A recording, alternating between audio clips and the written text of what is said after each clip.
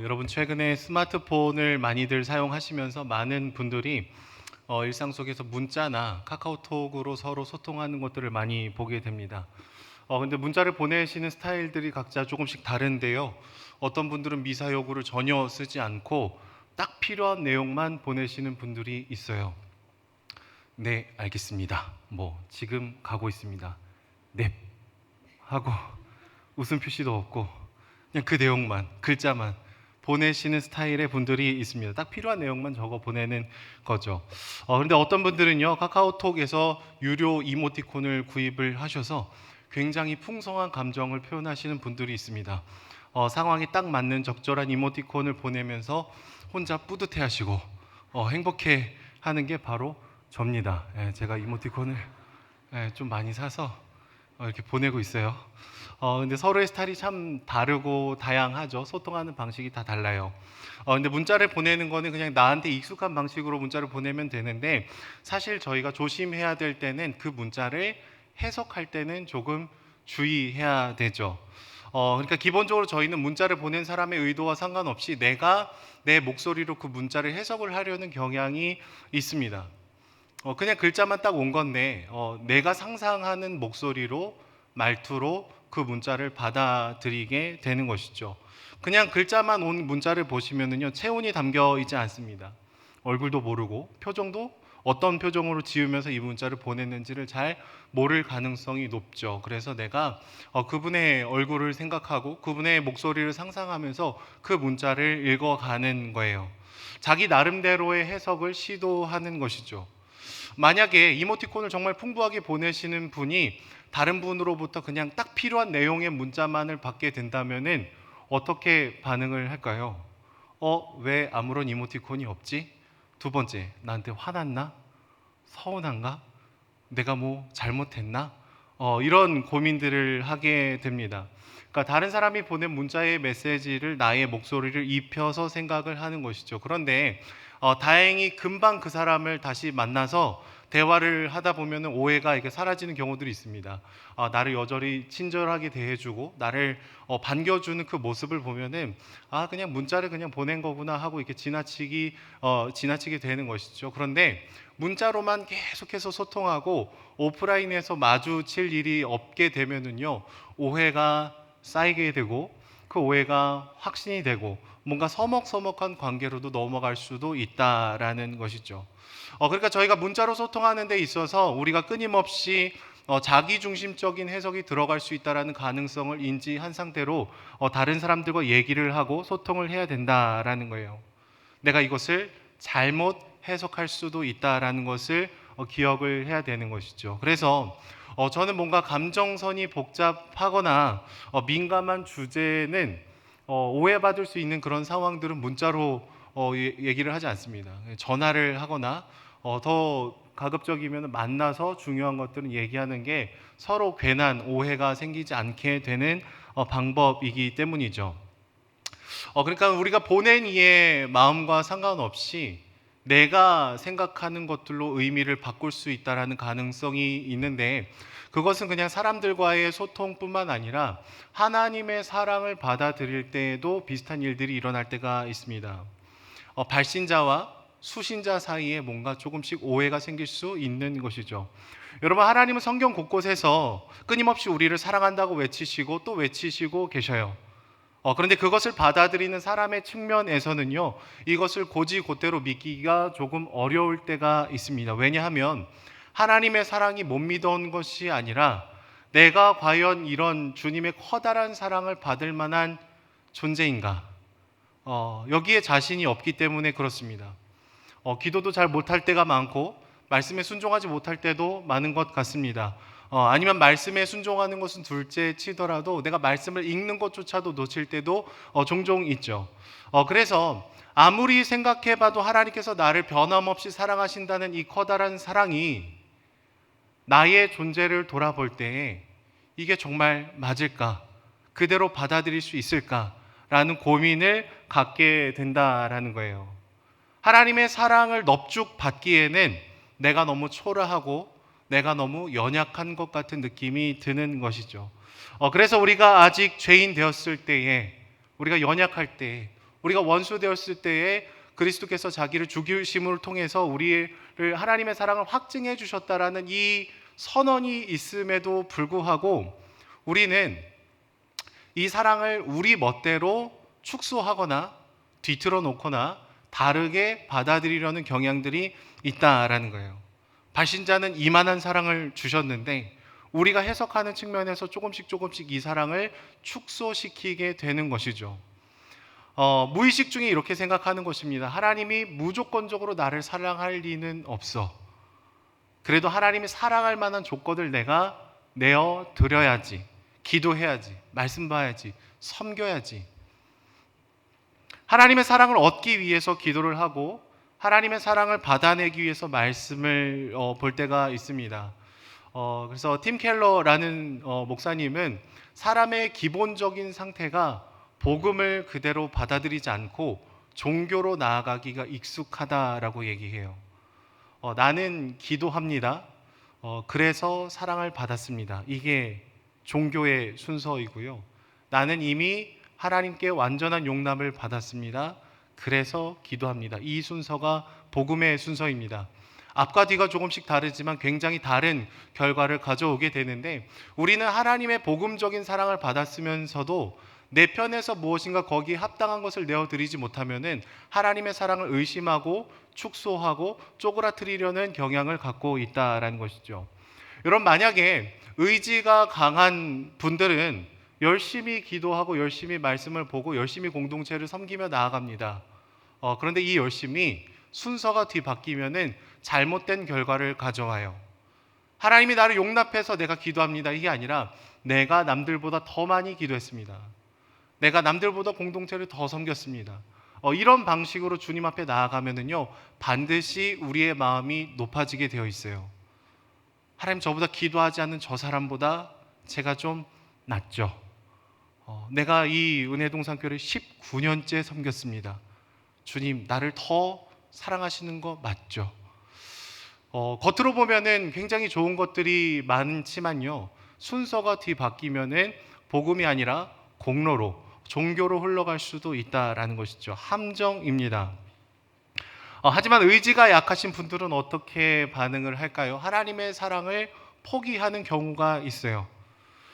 지속적으로 기도할 자신이 없고 하나님의 말씀에 온전히 순종할 수 있는 존재가 아니라는 것을 스스로 잘 알아요. 그러면 하나님의 은혜를 의지하면서 다시 일어나야 되는데 내 마음이 그 자신이 없는 거예요. 그래서 포기를 하는 마음이 있어요. 적당하게 기도도 하지 않고 말씀도 보지 않고 그냥 하나님이 나를 조금 덜 사랑하신다라는 마음을 가지고 늘 타담한 재처럼 바람에 흩날리는 모습만을 갖게 되는 것이죠. 여러분, 하나님의 사랑이 너무 부담스럽기 시작하면 우리는 하나님의 사랑을 축소시킵니다. 왜냐하면 그래야 마음이 편해서 그래요. 내가 기도를 잘하면 하나님이 더 사랑해 주실 것 같고 내가 기도를 놓치면 하나님의 사랑이 조금 줄어들 것 같습니다. 물론 나의 영혼의 구원까지 취소될 거라고 생각을 하지는 않지만 기도를 하는 저 사람은 주님께서 더 사랑하시겠지. 기도를 못하고 있는 나는 조금 덜 사랑하시겠지. 근데 이 마음이 편하다라는 거예요. 왜냐하면 하나님으로부터 너무 커다란 사랑을 계속해서 받기에는 거기에 부응하지 못하는 내 마음이 불편하기 때문에 그렇습니다. 하나님의 사랑을 어떻게 해석하는 것이죠? 나에게 불편하지 않은 해석의 방식으로 주님의 사랑을 조금씩 변형하고 축소하고 왜곡하고 이 불안함을 해소를 하기 시작한다라는 것입니다. 여러분, 이런 상황에서 우리는 오늘 본문의 말씀처럼요, 우리가 순종하기 힘든 말씀을 듣게 되면 조금 난감합니다. 예수님은 우리의 원수를 사랑해라. 어려워요. 저주하는 자를 축복해라. 어렵습니다. 모욕하는 자를 위해서 기도해라. 나의 뺨을 치는 사람에게 다른 뺨도 내어 주어라.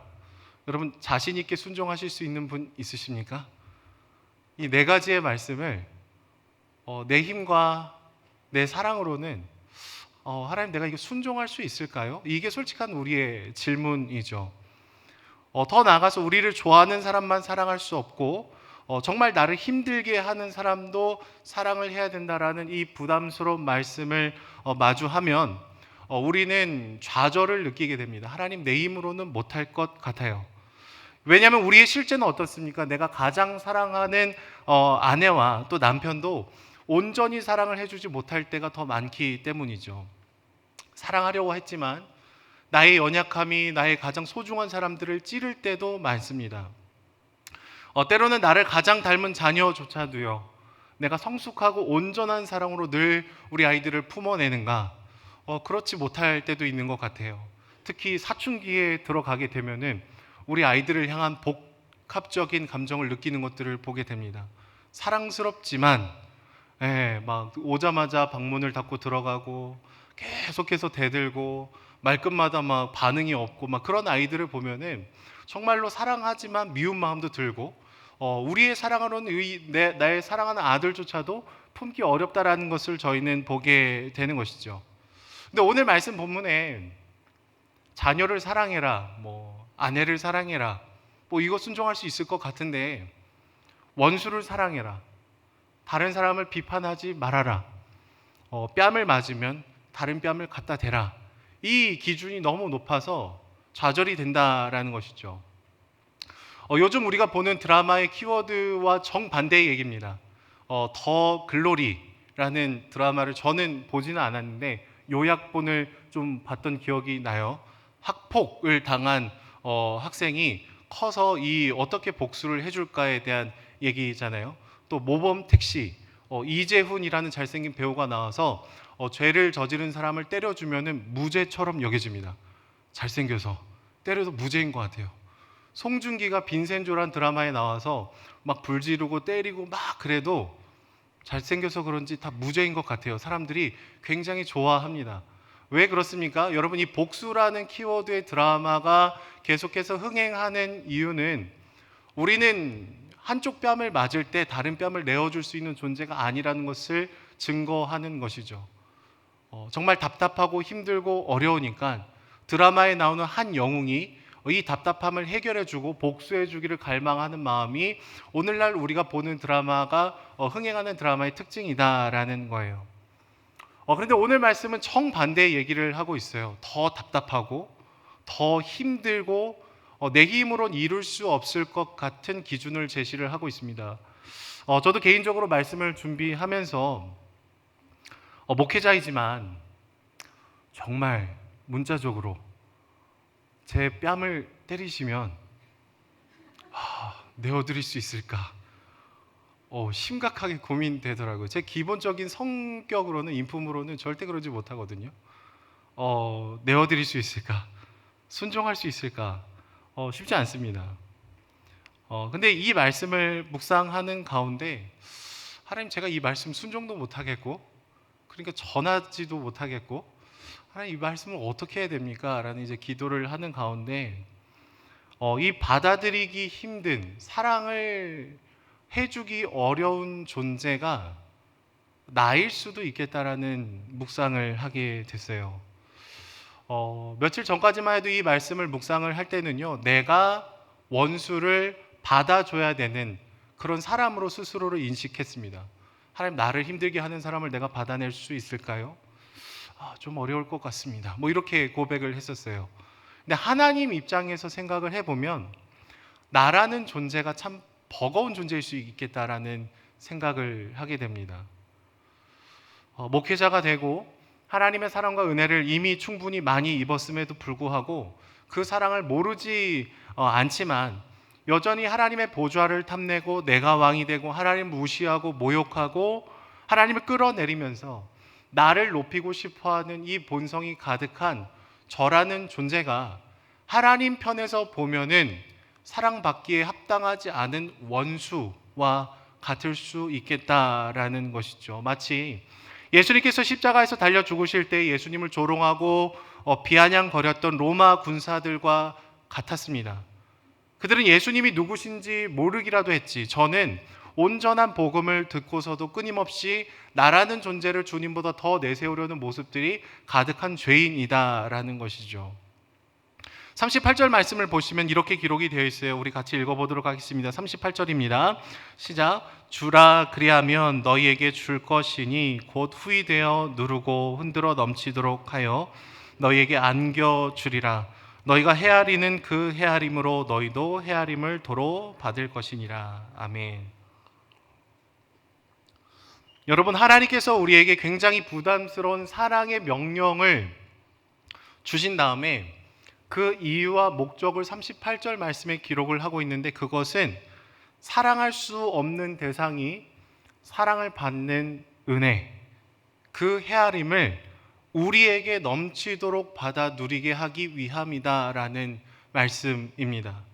여러분, 이 말씀을 바르게 이해하기 위해서는 먼저 자리 바꿈이 일어나야 돼요. 우리는 이 말씀을 기본적으로 처음 대할 때 내가 용서하기 힘든 누군가를 떠올릴 때가 많습니다. 검사의 자리에서 나를 힘들게 하는 누군가를 고소하고 정죄하고 밀어내는 이 검사석에 앉아서 하나님, 이 말씀에 순종하기가 조금 어렵습니다라는 얘기를 주님 앞에 드릴 때쯤에 하나님께서 얘기하시는 것 같아요. 지금 네가 앉아서 이 말씀을 묵상할 때 너의 출발점은 그 자리가 아니라 피고석에서 시작해야 된다라는 것 같아요. 예수님을 알았지만 모르는 자처럼, 주님을 나의 주님이라고 고백하지만 여전히 내가 주인이었던 것처럼, 그분의 사랑을 알았지만 그분의 사랑을 끊임없이 배신했던 것처럼, 하나님이 내 전부라고 고백했지만 하나님 없는 안정감이 내 삶의 능력이라고 그것을 추구했던 것처럼, 우리는 어찌 보면 이 말씀을 처음 대하는 우리의 출발선은 나를 힘들게 했던 누군가를 떠올리기 이전에 나라는 존재가 사실은 피고석에 앉아서 하나님의 사랑을 배신하고 하나님의 사랑을 무시하고 내가 주인이 되고 싶어 했던 그 원수가 바로 나였다라는 이 자리 바꿈이 먼저 시작이 돼야 된다라는 것이죠. 그런데 주님은요, 우리를 대신하여서 뺨을 맞으시고요, 침뱉음을 당하시고요, 죽임을 당하시며 또 다른 자리의 바꿈을 시도하십니다. 우리가 마땅히 받아야 되는 모든 죄책을 자신의 몸에 쏟으시면서 자신의 전 존재로 죽음을 마주하시면서 이제 피고석에 앉아 있지 말고 일어나라라고 얘기해 주시는 것 같아요. 그리고 먼저 원수와 같았던 너 자신을 정죄하지 말고, 비판하지 말고, 밀어내지 말고, 포기하지 말고 사랑해라. 그리고 그 다음 너를 여전히 힘들게 만드는 그 사람을 바라볼 때에도 이 사랑의 눈으로, 은혜의 눈으로 바라봐야 된다라고 얘기하는 것이죠. 여러분, 두 개의 단계가 있습니다. 우리는 두 번째 단계부터 시작하면 이 말씀이 너무 버거워요. 우리의 사랑으로, 우리의 긍휼로, 우리의 어떤 성품으로는 이 말씀을 절대로 순종을 할 수가 없습니다. 근데 자리바꿈을 기억하면 하나님, 제가 그런 존재였죠. 오늘 이 말씀을 듣고 집에 돌아가는 그 순간에도 우리는 또 다른 반역을 계획하는 그런 죄인이죠. 이것을 고백할 때 첫 번째 자리, 피고석에서 시작할 때야 비로소 우리는 자리를 바꾸시는 주님의 은혜의 눈으로 나를 바라볼 수 있게 되는 것입니다. 여러분, 우리는 다른 사람을 바라보는 눈으로 자기 자신을 반드시 바라보게 되어 있어요. 누군가에게 한없이 비판적인 사람은요, 자기 자신에게도 굉장히 엄격합니다. 거꾸로 말하자면 나를 있는 모습 그대로 사랑하지 못하는 사람은 자기의 자녀를 있는 모습 그대로 받아들이지 못해요. 더 잘해야 되고 더 엄격하게 우리 아이들을 압박하게 되는 것이죠. 내 이웃을 내 몸과 같이 사랑해라 라는 주님의 말씀의 첫 번째 전제는 내가 내 몸을 그리스도의 사랑으로 사랑할 수 있어야 된다는 것이 첫 번째 전제입니다. 나도 나를 사랑하지 않는 사람은요, 이웃을 온전하게 사랑을 해낼 수가 없는 것입니다. 요즘 코로나 기간을 보내는 다음에 중학생들이 우리 선생님들에게 가장 많이 하는 단어가 있는데 그것이 손절이라고 합니다. 선생님, 저 쟤랑 손절했어요. 저 쟤랑도 손절했어요. 이제 쟤랑 말도 안 하고 톡도 안 하고 그냥 모르는 관계가 될 거예요. 우리 중학교를 담당하는 선생님들을 신방하다 보니까 정말 이 얘기를 많이 듣네요. 저 손절했어요. 나랑 잘 맞는 줄 알았는데 의견이 안 맞고 감정이 부딪히게 되면서 관계를 너무나 쉽게 포기하더랍니다. 너는 여기까지야.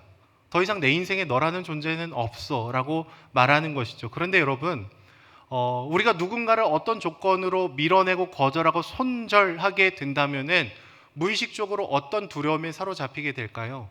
누군가를 밀어냄과 동시에 나도 밀어내질 수 있다라는 불안함에 사로잡히게 됩니다. 어떤 조건을 가지고 너랑 나는 이제 관계를 하지 않아 라는 것을 얘기하면은 나도 누군가로부터 거절을 당할 수 있을 것이라는 불안한 확신이 들어오게 된다라는 거예요. 그래서 요즘 중등부 아이들, 고등부 아이들 가운데 SNS에 굉장히 집착을 하는 모습들을 많이 보입니다. 실제적인 관계에서는 누군가를 밀어내 놓고 그러나 마음 한켠으로는 인정받고 싶어하는 이중적인 마음, 양가 감정이 동시에 들게 되는 것이죠. 이런 잘못된 확신은 우리를 끊임없이 괴롭힙니다. 왜냐하면 내가 증인이에요.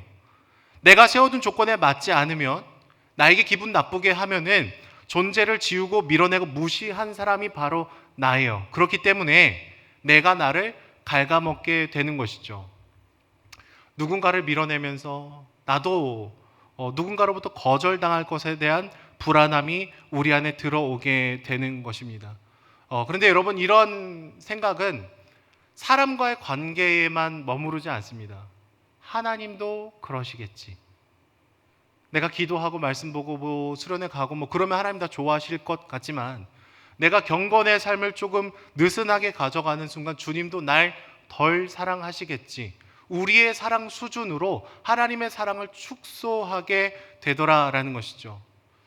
구원이 취소되지는 않겠지만 하나님의 사랑을 조건적인 사랑으로 바꾸게 되는 것입니다. 그래서 여러분, 오늘 말씀 가운데 예수님은요, 우리의 잘못된 눈을 바꾸기 원하시는 것 같아요. 누군가를 거절하면서 거절받을 것을 두려워하게 되는 존재가 아니라 누군가를 사랑해 주면서 나도 이런 사랑을 받을 수 있는 존재라는 확신으로 들어오라고 초청하시는 것 같습니다. 오늘 38절 말씀처럼 주게 되면 후이되어 누르고 흔들어 넘치도록 하여 우리에게 그 사랑을 안겨주시는 그 사랑의 눈으로 우리는 다른 패턴의 삶을 살아가야 된다라는 것이죠. 주 안에 사랑하는 여러분, 먼저 그리스도의 사랑의 눈으로 여러분들의 연약함과 부족함과 불완전함과 우리의 불완전한 모든 요소들을 껴안으십시오. 그리스도 안에서 내가 이미 용납받았다라는 것을 선포하십시오. 하나님이 자리바꿈을 통해서 원수와 같았던 우리를 십자가의 사랑에서 구원해 주셨다라는 것을 기억을 하십시오. 그 다음 더 적극적으로 우리가 사랑을 주고 내가 사랑할 수 없는 그 사람에게 더 넘치는 사랑을 주는 흉내를 내다 보면은 우리 안에 어떤 확신이 든다라는 거예요? 나도 실수해도 용납받을 수 있고 내가 완벽하지 않아도 여전히 존귀하고 내가 그다지 괜찮은 모습을 보이지 못해도 하나님의 사랑은 변하지 않는다라는 것을 저희가 비로소 확신하게 되는 것이죠. 여러분, 이런 사랑에 대한 감각과 확신은 그냥 어떤 좋은 책을 읽고 개념적으로 이해한다고 받아들여지는 것이 절대로 아닙니다. 그러기 위해서 우리에게 반드시 필요한 것이 있는데 그건 바로 공동체예요. 나의 연약함을 기꺼이 감내해주는, 주님의 사랑으로 용납하고 용납받아주는 이 공동체 안에서 지지고 볶는 일련의 과정들을 통해서 우리 안에 내가 사랑받을 수 있는 존재라는 확신을 갖게 되는 것이죠. 체화되게 되는 것입니다. 말씀을 맺도록 하겠습니다. 본래 우리의 자리, 검사의 자리에 앉아서 저 사람을 용서해 줘야 될까요? 말아야 될까요? 이 자리가 아니라 피고석에 앉아있던 우리의 자리를 바꾸시는 주님을 바라보는 저와 여러분들이 되기를 소망합니다. 또 공동체 안에서 여러분들의 연약함을 껴안아 주시고 기도해 주시고 함께 울어주시는 그 공동체 안에서 사랑을 누리고 또 사랑을 주면서 더 후히 주시는 그 사랑을 함께 누리며 우리가 그렇게 교회답게 또 서로를 사랑하며 성장해 나가는 저와 여러분들이 되시기를 축복합니다.